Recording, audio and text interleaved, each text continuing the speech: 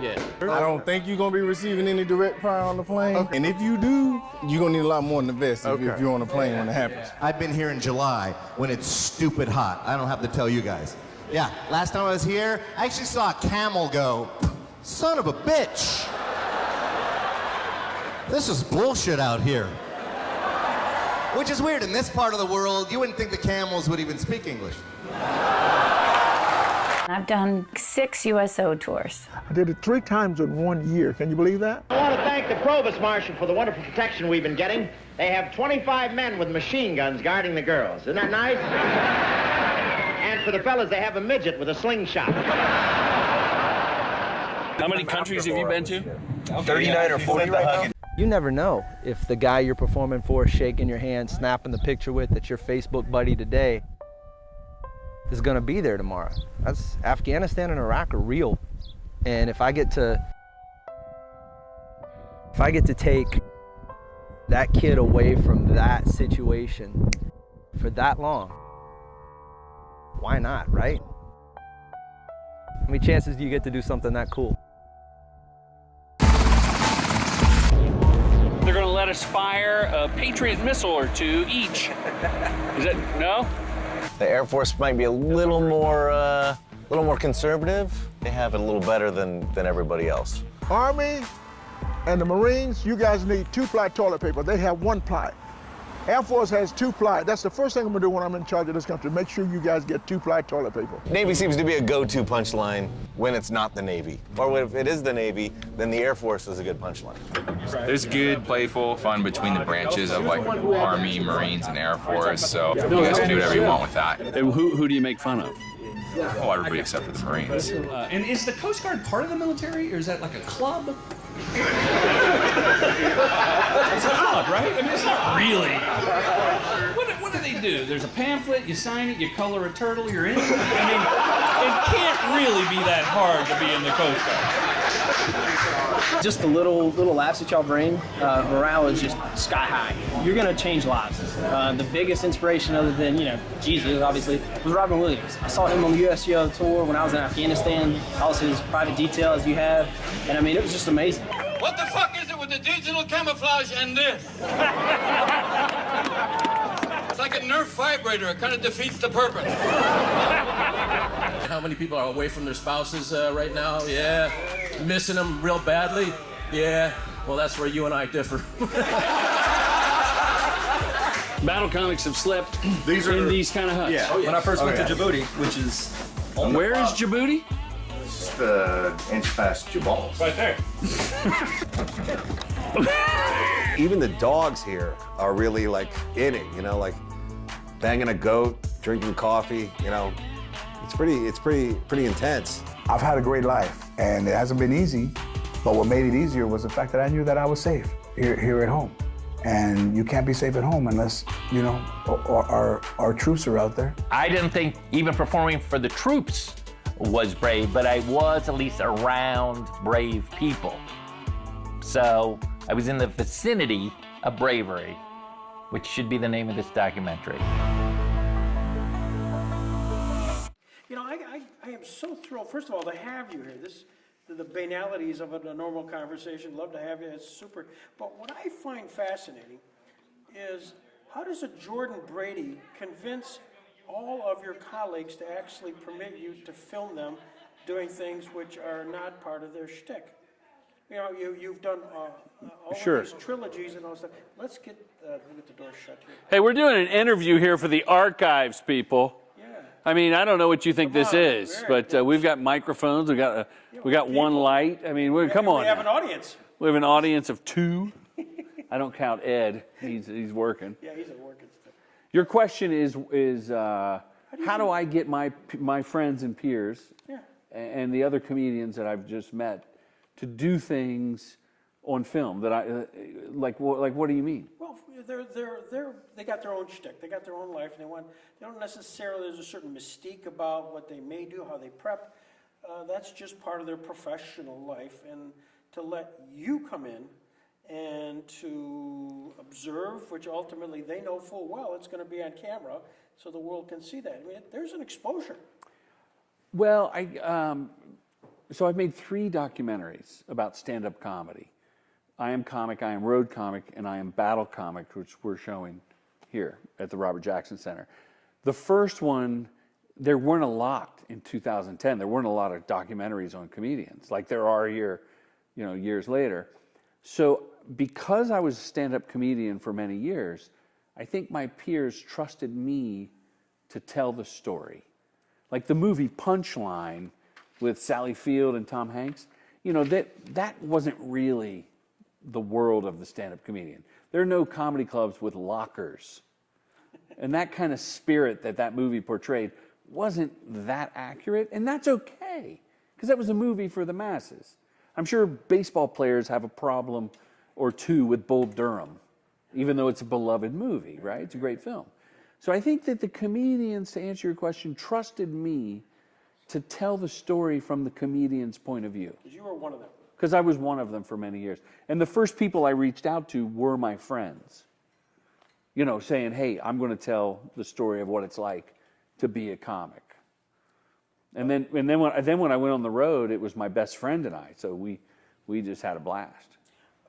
What point in your was there an aha moment in your life when you're growing up, high school kid, where you'd say, I'm the class clown and I can actually get out and do some of this stuff? Was there a pivotal moment when I knew?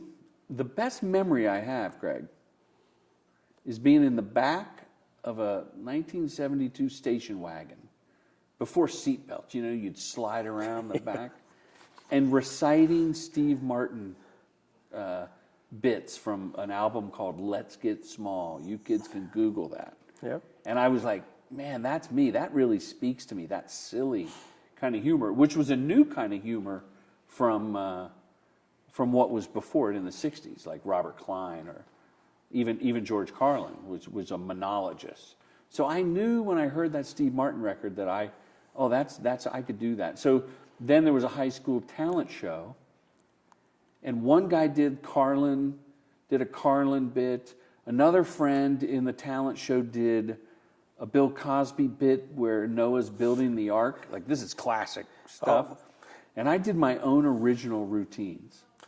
And I got laughs, and I was like, yeah, I don't have the desire to repeat someone else's jokes. That's how I knew I was a comedian. So, right. Are my answers too long, by the way? No, they're fantastic, because I'm digging this, because the whole what's a Cupid? I mean, that's that whole. No, I mean, Cupid, the bit is a classic bit. Noah's sewing, whatever the sound. And how long can you tread water? That's the kind of stuff. And what I find fascinating is so many, it's like singers, when they first get going, they do a lot of cover songs. And I suspect even some comedians try to incorporate bits they've heard from somebody else, but to be able to write your own stuff, that's guts. Well, a lot of comedians, myself included, I remember doing a joke about, and I'm, 17, 18 years old, doing open mic nights, sneaking in some clubs before I was legal. And I did something about, like, where does cow's milk come from? Who was the first person to drink cow's milk? And what other barnyard creatures did he try before he settled on the cow? There could be an angry bull somewhere that got pulled on the wrong way. And someone pointed out, oh, that's a David Brenner bit. So David Brenner did it in the early 60s when I was developing eyelids.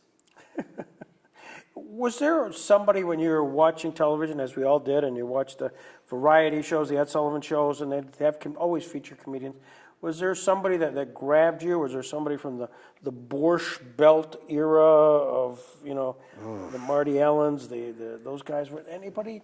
Steve Martin I loved. Yeah. The other thing I loved about Steve Martin, he would go on The Tonight Show and later Letterman with a bit that he just created for that appearance.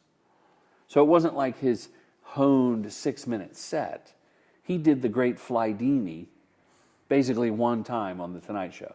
So I really gravitated towards Steve Martin and the special occasion. Then later I saw Albert Brooks make these short films for Saturday Night Live. Right. And that blew my mind.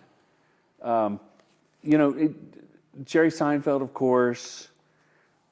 And then, I always, whenever I'm interviewed, I mention Dana Gould, who maybe no one knows, maybe they do. He wrote on The Simpsons for years, and he's my age, and he's a peer, and he's a guy that always was nipping at my heels, or he was actually ahead of me. Like, he had something to say. He had a point of view. So that was a guy, like, when I first, like, wow, he's my age, and he's doing really well. Bill Hicks, too. Bill Hicks, yeah. You know Bill Hicks? I've heard the name, yeah. You went from being on stage at a place like this and we just put up a brick wall here, pretend there's a brick wall, and that's the beginning, right? A comedy show. And that's what you saw on TV. Comedy Center was always the brick wall, and that was the beginning. And then at some point you decide that you want to reach out and get behind, do what Ed Tomasini's doing. And did you wake up one morning and go to the shower and say, aha, I want to be this? Or had you always monkeyed around with this, behind this screen stuff? I'm from a small town in Ohio. Whereabouts? It's called Mount Vernon, Ohio. Now, here in Jamestown, Lucille Ball is the claim to fame. She's the one that made it big from here. Mount Vernon, Ohio is known as home of Paul Lynde, the original Center Square. He was beautiful. Yep. And he played Uncle Somebody on Bewitched. Oh, he was a warlock. Yeah. Right? But I always loved Bewitched because Darren Stevens had a hot wife who did magic. Elizabeth Montgomery. And he was an ad man. He would make the commercials, he'd write them, he'd pitch them, he'd play golf. He did all. So I always liked that. But to answer your question, I didn't grow up with a Super 8 camera. I'm from a poor white family in middle America. And that was something that rich kids had. So when I was traveling on the road as a comic, I saved up money and bought a video camera. And I learned to shoot and I learned to edit. Brian Regan is one of the best. In fact, I always ask people, can you name a comedian that is known best and strictly because he became famous as a comedian, he or she? As just a comedian? As just a comedian. I assume Carlin? Carlin made it in the movies. Oh, that's true. You're right. Seinfeld, because of his TV show. Yeah. I think that Brian Regan is the only guy I can go, people know him as a comedian. He was here a few years ago. Oh, I know. I saw his picture up. So I was on the road with Brian Regan, and I started filming him doing some little things, and I started filming on the road. And when I got into television, I was hired as a game show host. And I hosted a show on MTV, and I hosted a show on NBC, like a kid's show. And I just saw the crew. And I love the familial aspect of it. And having been on the road for a number of years, here now you could work with friends and be creative. So that's how I gravitated behind the scenes. And this kids show called Name Your Adventure. And Mario Lopez was the host. And they asked me if I'd be the second banana host. And because I was a comedian, I kind of had a deal with NBC as a comedian. They would give out these deals. And I said, yeah, sure, why do you need a second banana? And Mario Lopez, he hosts Entertainment Tonight, he was on these kids shows. He goes, well, his insurance won't allow him to do the dangerous adventures. But you're expendable. So I went shark diving, I went to space camp, I went to all these different adventures that Mario couldn't, and I started directing them. And so the men and women that directed these segments are my teachers. They're my film school. I mean, qualified, talented filmmakers. And I had the comedy chops in front of the camera. Yeah. So that's another long answer, Greg. Oh, it's fantastic. Yeah. I love it. I mean, where else are you going to have this opportunity? Right, Ed? I mean, my God. But my trajectory is stand-up comedian to game show host to director. And right now, that's the trilogy that you've got going on. I mean, that's from I Am Comic, which it's referred to. I'm reading all this stuff here. It's a cult. People love I Am Comic. And it's funny because there were a few really good comedy documentaries before I Am Comic. But I think my experience in advertising making commercials, which is very collaborative with agency people and the Darren Stevens of the world, allowed me to put a little more polish on I Am Comic. And then since then, I think people have outshined me with their comedy documentaries. It's become its own subgenre, the comedy documentary. There are classes at colleges called How to Make a Comedy Documentary. Oh, and can I tell you an interesting one? You'll love this. It's probably one of your questions. Why did I make I Am Comic? I don't know. Ask me why I made I Am. Why did you make I Am Comic? Greg, that's a great question. So, because of YouTube. Yes. I'm directing commercials for close to 10 years, and YouTube starts to become a thing. And these advertising creatives would always search me, and they would see me in this lime green suit from 1991 on Comedy Central telling my jokes. And they would say, "What's that like being a comedian?" Right? And I would tell the story. So then it gets to be 2009, and I'm in Uruguay shooting a Dannon yogurt commercial in Spanish. Side note, I don't speak Spanish. That's a whole nother interview. And this team, a writer and an art director, said, "What is it like being a comedian? We saw your clip." They show me, like people, I'd come back to the area where the ad agency is and the yogurt people, and they're showing me from years ago, thin, feathery hair like a Cassidy. And I go, that's enough. I'm making the movie. I'm making the documentary to tell people what it's like to be a comedian. Yeah. That became I Am Comic. Then this crazy thing happens.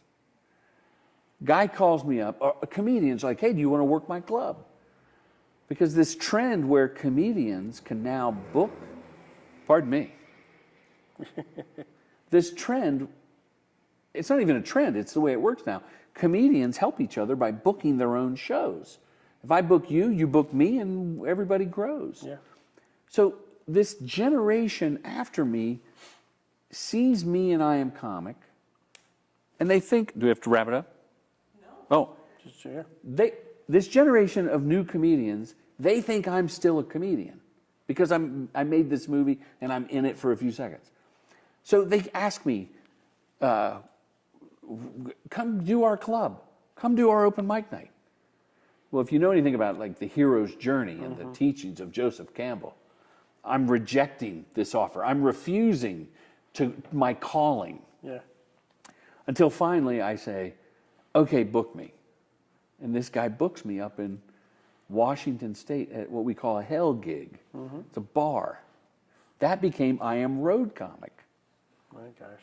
Then a guy sees those two, and I've perpetuated this myth. So Don Barnhart, who's in I Am Battle Comic and has been entertaining the troops since the 90s, like even before the first Gulf War, he was going over there. He goes, "Hey, why don't you film us and make a documentary? Follow my battle comics around. We're going to Iraq and Afghanistan and some other places." And I said, "Okay, I'll follow you guys." He goes, "Oh, there's one catch. You have to perform or we can't pay for you to go with us." Oh. So I got suckered into that, and that became I Am Battle Comic. Talk about I Am Battle Comic. We're going to see that tonight here at the Jackson Center. But that probably had more of an impact because not only were you got comedians going on the road, but this time it's in a war zone. And your audience is different. Sober. Yes. The troops are sober in the Middle East. And there are some sort of, meant at least, nobody I'm sure gave you restrictions as to what to say, but... They did. Did they really? Yeah, it had to be sort of TV clean, back off sexual innuendo, although that wasn't really enforced. Don't make fun of like sexual harassment type humor, because was a problem with that. And don't make fun of the president. So these were given to you by the military? The Department of Defense. Department of Defense gave you some guidelines. The DOD supervises various organizations. I went with a group called Armed Forces Entertainment, which will sometimes run a USO tour, or they'll run their own tours. So Don Barnhart, the comedian, has battle comics. He works with AFE, and there's Comics on Duty, and they'll work with AFE. And AFE and the DOD would be the AFE DOD, or the DOD AFE. And they edited, they watched the film. They gave me notes on the film, not creatively, or my jokes would have been omitted. Just like, you can't show this, you can't Did they have final edit? No, they didn't have final edit. They had final say over things that I had to blur out. And based on a creative, not creative as much as a collaborative spirit, I did edit a few things out that once they pointed out to me what it was, I was like, oh, I don't want to, loose lips sink ships. So there were things that I took out that a mastermind enemy might be able to put something together and cause harm. Yeah. So that's what they did, and once I got it and it clicked, I was very happy to do that.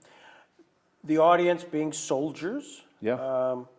And those who probably hadn't had a laugh in a long time. Did you feel like a responsibility that above and beyond just a gig? Oh yeah. Yeah.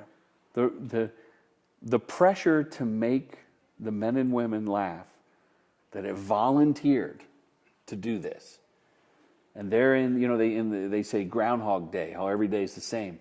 So we got to break up that monotony. Right. Or conversely, they've seen a lot of shit and they need a laugh. That pressure was on. Yeah. And I was worried, being rusty for so many years. Pardon the occasional gig, right? Except for the occasional road gig or popping up in LA for 10 minutes. I was afraid, like, am I going to get the show from 0 to 30? I knew the other guys who do it day in, day out would bring the laughter up to 100. Right. So, in that, was there more than normal preparation for you? I went up anonymously wherever I was. I went up a couple times in Los Angeles. My son Jake went with me. He's a pretty funny guy, and he would go, yeah, that works, that doesn't work. But then when I got over onto the bases, I realized the jokes that I had prepared were not as relevant as to what was going on base. So I would make up jokes. I would write jokes that day for that particular base, right? Like, there's a base in Kuwait with a Dunkin' Donuts, and it's a little shack. And so I mentioned that. Now, that wouldn't be funny in a club back home. I don't know the context. Right. But to say, I went to the saddest Dunkin' Donuts in the world, that got a huge laugh on base. What about that? Your fellows, the George Lopez's and Dave Attell's and stuff. Yeah. Did the emotion of it all, the fact of being on a base, there was this knowing that these folks have gone through a hell of a lot and they're paying more than just an entry fee to come and see you. Did that have an impact on them? Did you see it backstage? Did you get to see the emotion of it all from the comedians? Oh, George Lopez, he gets emotional a few times in the film, and I'm Battle Comic. And it's pure appreciation for what the troops are doing for us. And he goes to Walter Reed, Dave Attell goes to bases and hospitals here in the States, and you get hooked. So yes, I didn't film George Lopez doing the shows. Dave Attell and George Lopez are strictly interviews, and I knew them both from the club scene. And Dave Attell actually turned me on to National Military Family Association, which sends kids of troops to camp to be with other kids whose parents a mom or dad is deployed. And he said, I'll never stop supporting them. And Lopez, who is being tugged at for every charity, this and that, immediately said, yes, what do you want to do? Anything you want to do. Yeah.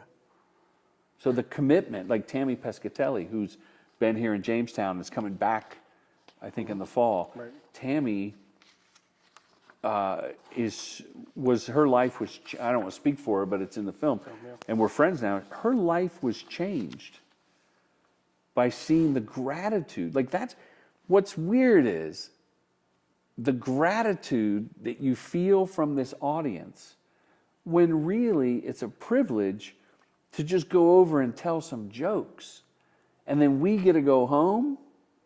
I mean, I'm gone 3.5 weeks from my family, which was probably a blessing. And these young men and women are out there for a year plus, 2 years. So to me, it's ironic that they're grateful that we came over. Do you find that now that it's been shown and you're running around and doing these showings and talkbacks afterwards, what's the surprise during the talkbacks? I mean, if you've gotten some questions where you'd say, that's a new one, or that I didn't see that coming. That's a good question. I didn't see that question coming. You're good. You've done this. Not my first rodeo. Yeah.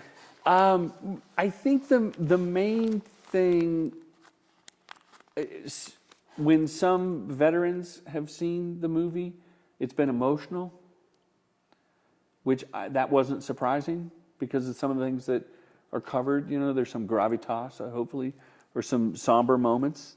So that wasn't a surprise. But the civilians that see this film get a good glimpse of daily life on base, basically anywhere in the world, but specifically the Middle East. So the questions about, like, well, everyone asked, did you feel safe? Yes, I felt safe. There was a detail to chaperone us around. There were some IEDs lobbed in Afghanistan on base at Bagram, but that's like a city, and we're in this, basically the quarters that they'd put dignitaries, and there's people guarding it. I felt safe 100% of the time. So I haven't really been surprised at the Q&A. I've just been, I guess I was surprised that people didn't know what daily life was. You know, it's on the news, but maybe that's a compliment to the film, that people get it. Well, so much clutter on the news. We do a lot of interviews with World War II veterans here. That's one of the things we do. And they were at the airport this morning, 6 a.m. It's amazing. There was an honor guard, a color guard. Yeah. It was beautiful. Yeah. They're on their flight. They're on their way down to Washington, yeah. So a few guys from Jamestown were on their way. But, you know, that was the newsreel. That's all they knew was that, whatever they were shown. And that was really, there was no clutter in the news. Nowadays, I'm not sure, when you're given everything you watch, that they can even know what goes on with that. So I think that's what's a real value for your film. Do you plan on taking this is a trilogy, is there a fourth one in all of this? A trilogy is a 3, I know, but...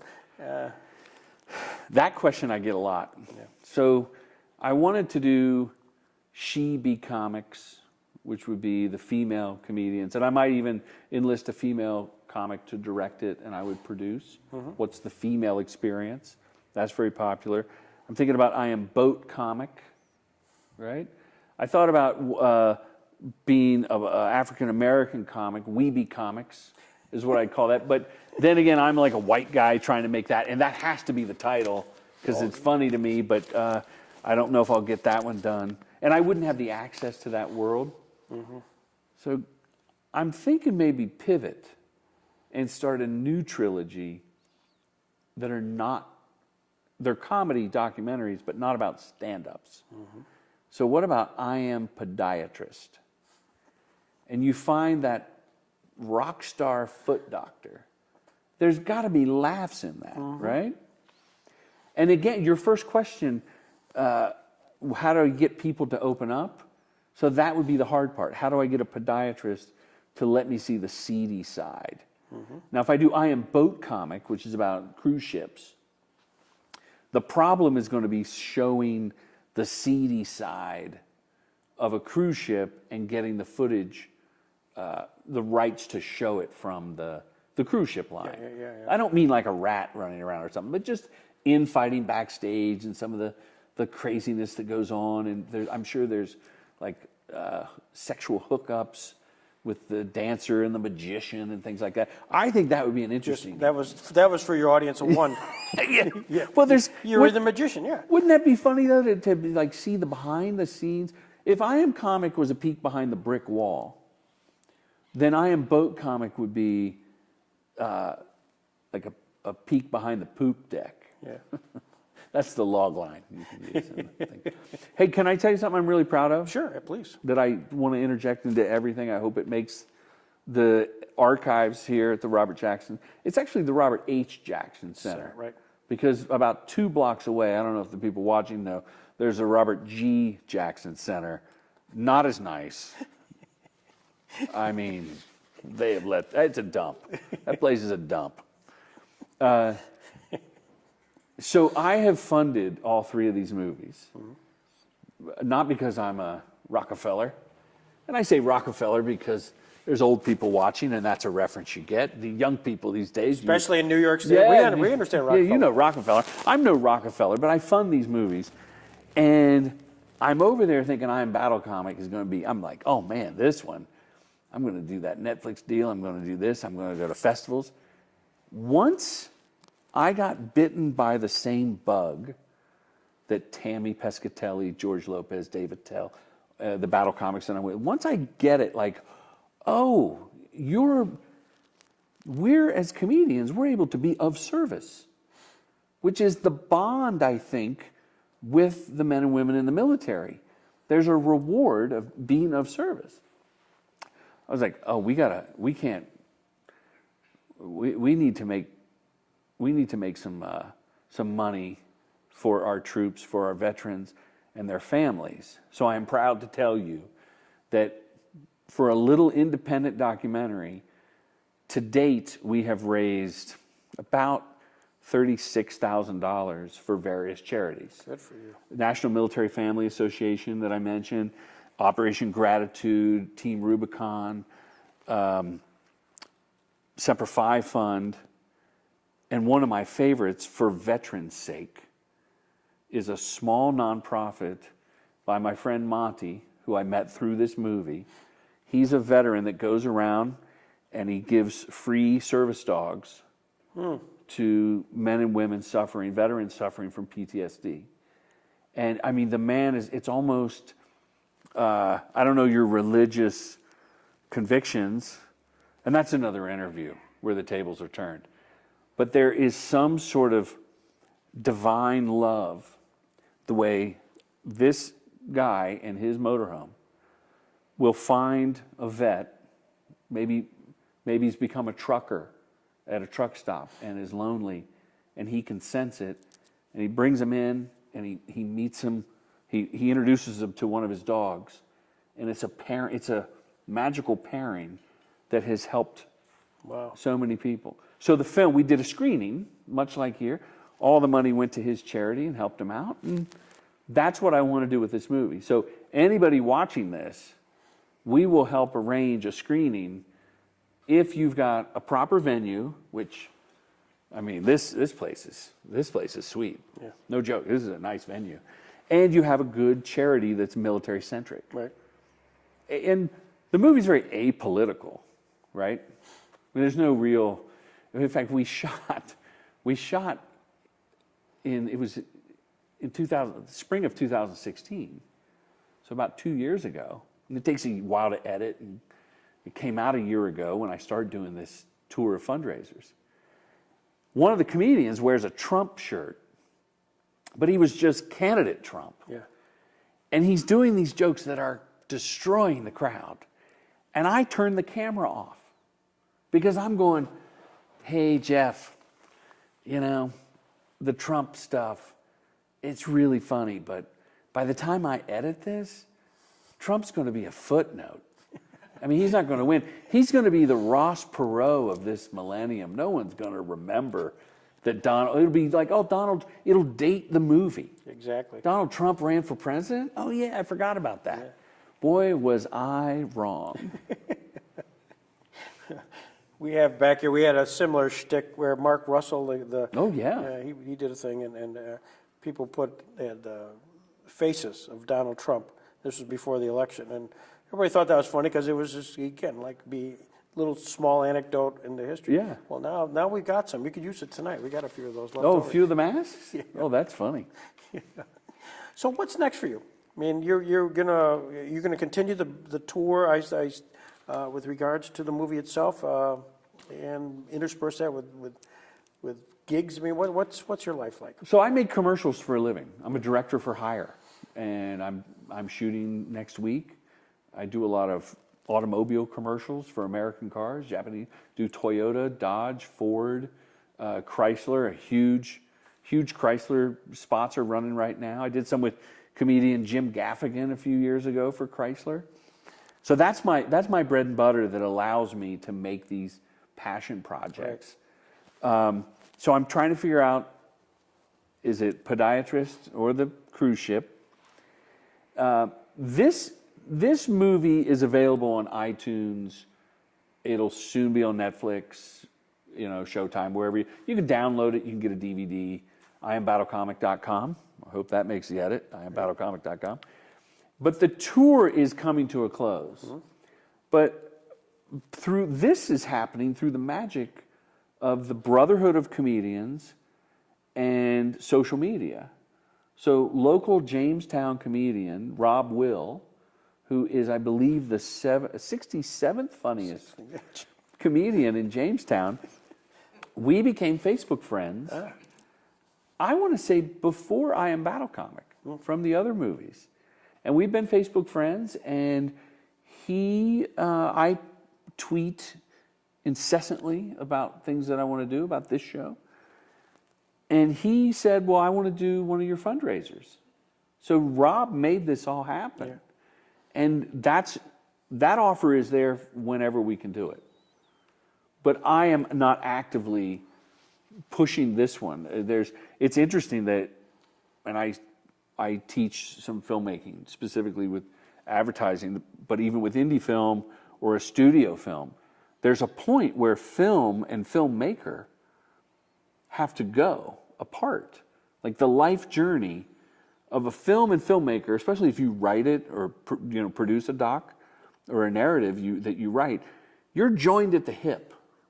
Or if you're hired, you dive in like it's your baby.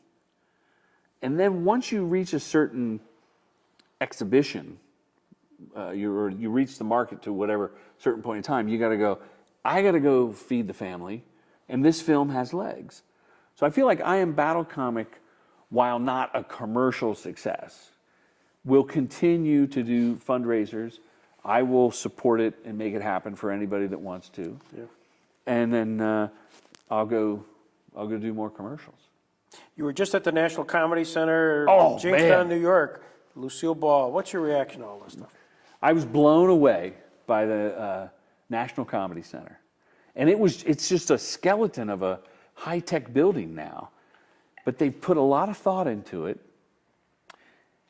And as a student of comedy and somewhat of a curator, if I may be so modest, I found that this place is going to be not just for the comedy nerd, but for just, hey, let's go to Disneyland?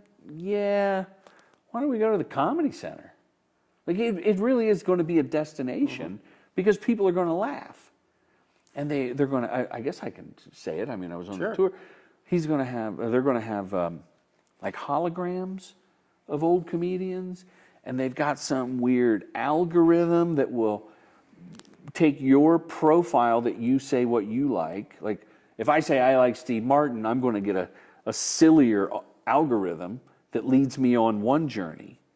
So what I got from the tour, and it was so great to get a sneak peek behind the scenes today. If I go back a second time, and then I put in,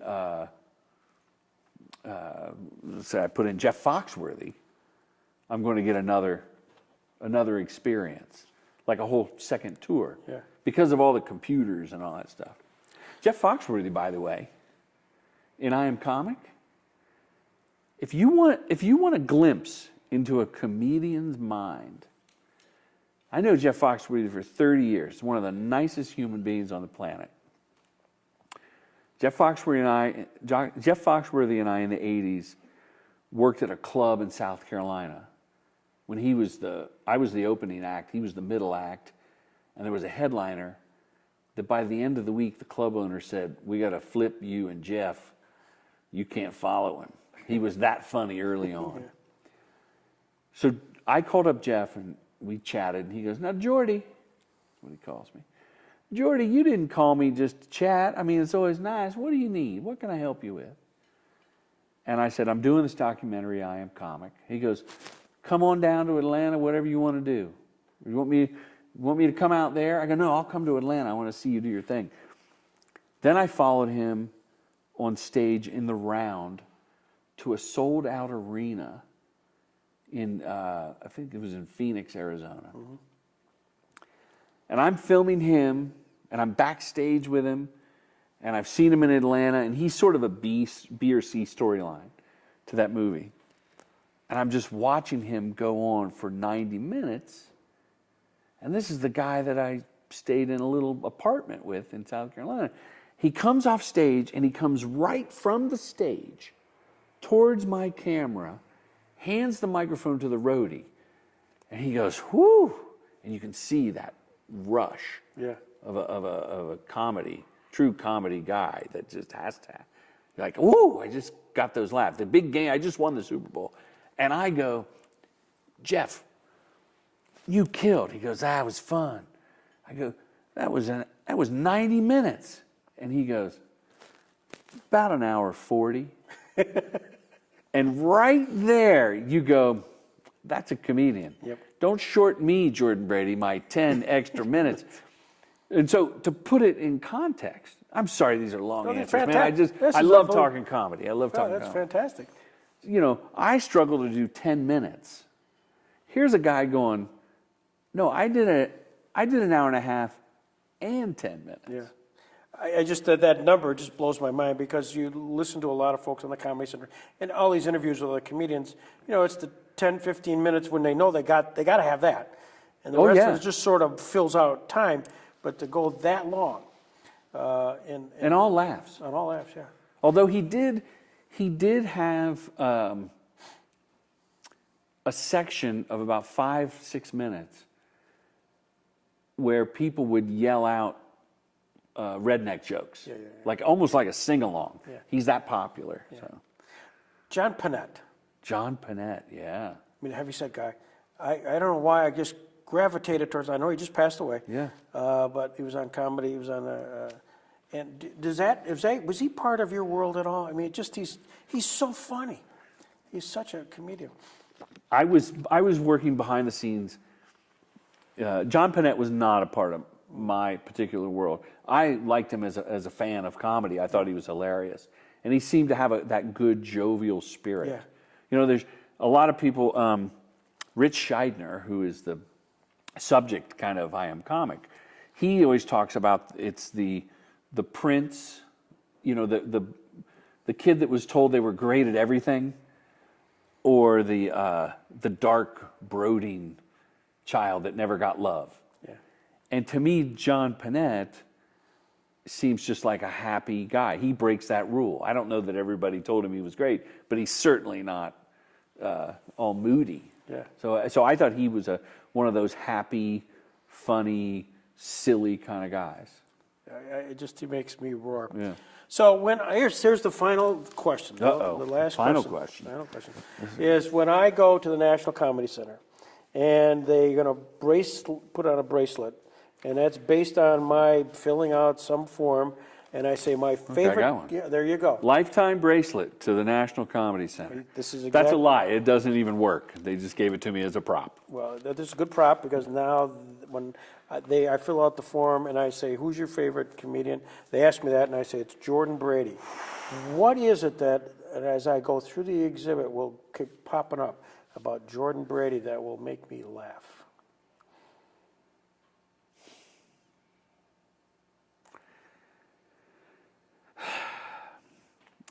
I'm not pausing to think of the answer. I know the answer. Do you know the answer? I have no idea. Do you research? I did a little research. But you did a little research. Do you know, like, my thing? No, go ahead, say it. Okay. It's better for you to answer that. Okay, so I am one of the lucky comedians that when I was a practicing comedian, I had a signature bit. Like Larry the Cable Guy has Get Her Done, right? Gaffigan had Hot Pockets. So I actually, and I feel like a jerk when I tell this, but I actually coined the phrase, bow chicka wow wow. That, and I wouldn't tell you if there wasn't proof if they can get it in the National Comedy Center, because I did it on TV in the 80s, late 80s and early 90s. Comedy Central, even at the Improv. Very svelte I was. Again, the great hair. And that would be the thing that you would see at the National Comedy Center, that I coined a bit that is now so ubiquitous, right? It's the Q-tip of bits. It's not cotton swab. It's bounce chicka wow wow. It's so well trodden now by other comedians that the old guard knows. Like guys in my age will go like, when they introduce me on a podcast or something, they'll go, "Do you young people know he's the guy that coined that?"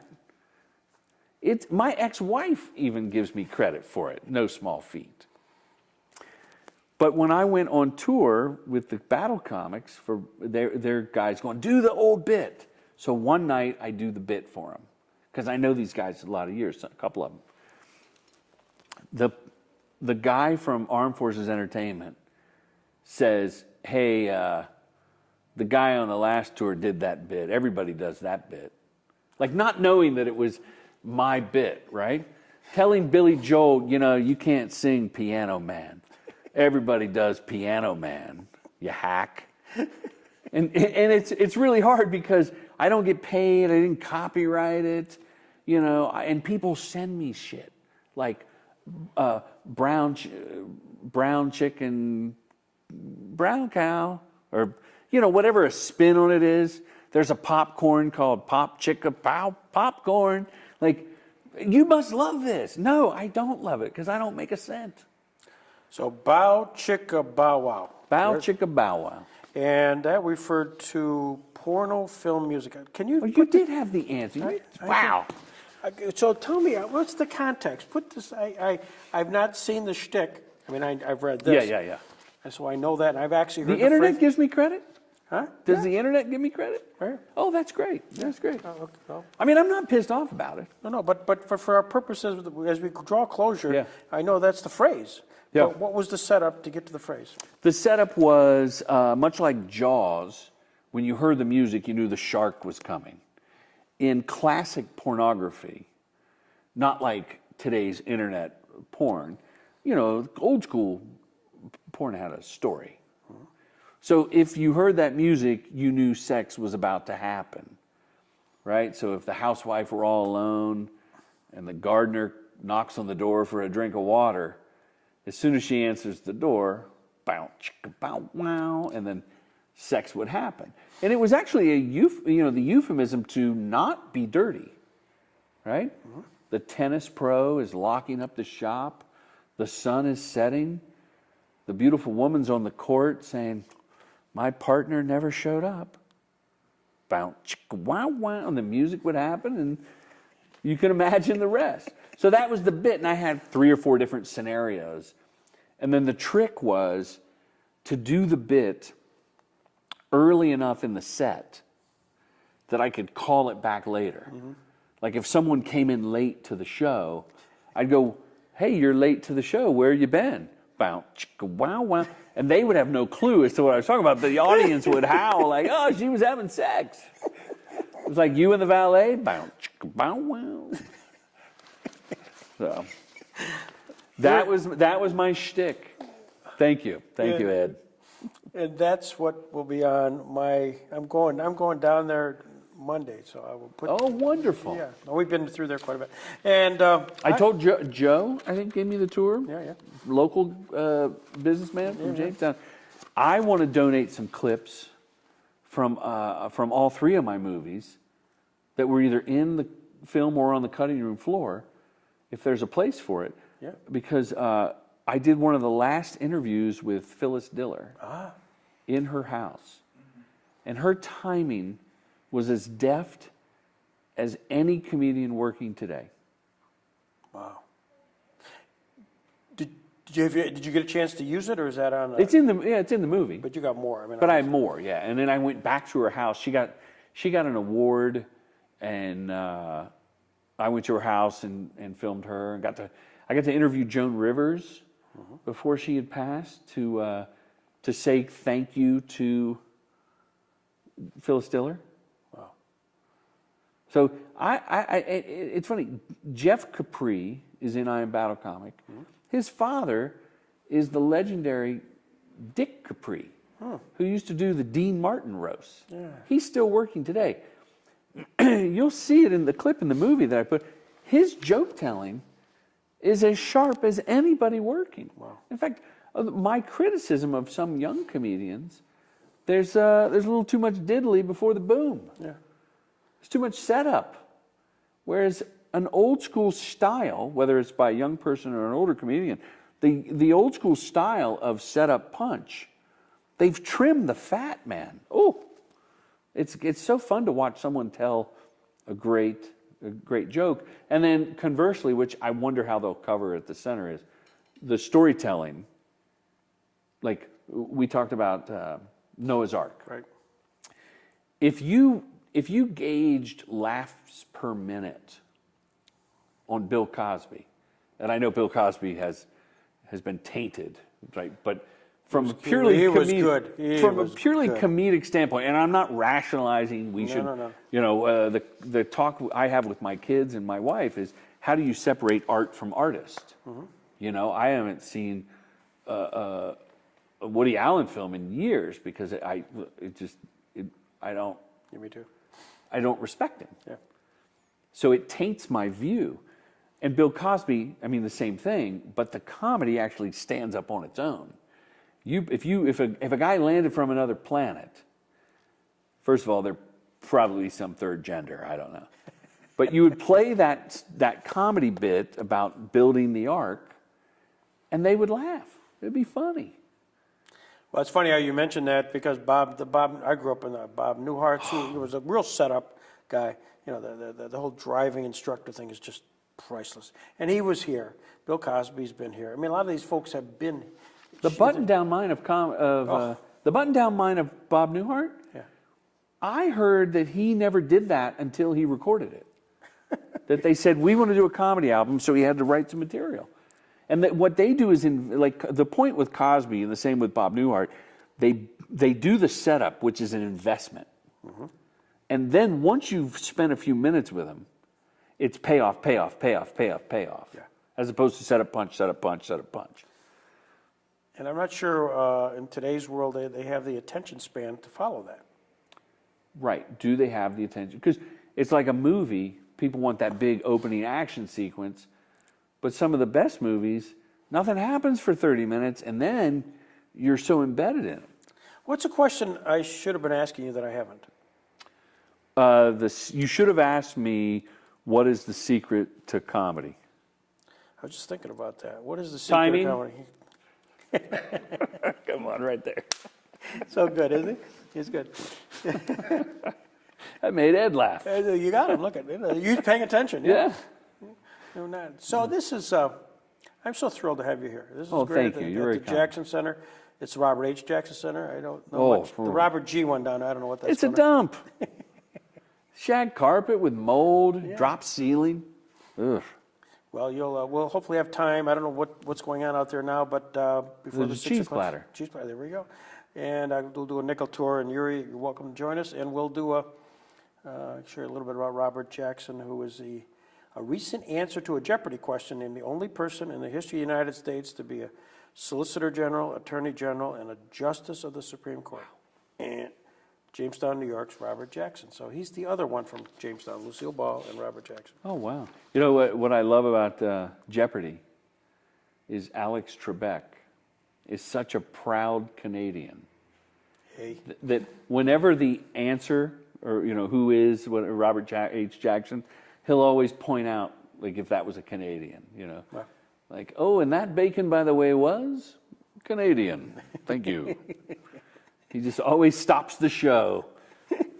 He's good. He's good. Well, thank you so much. Thank you for having me. This has really been a This treat. has been terrific. Thank Thank you. And Great question. We'll enjoy tonight.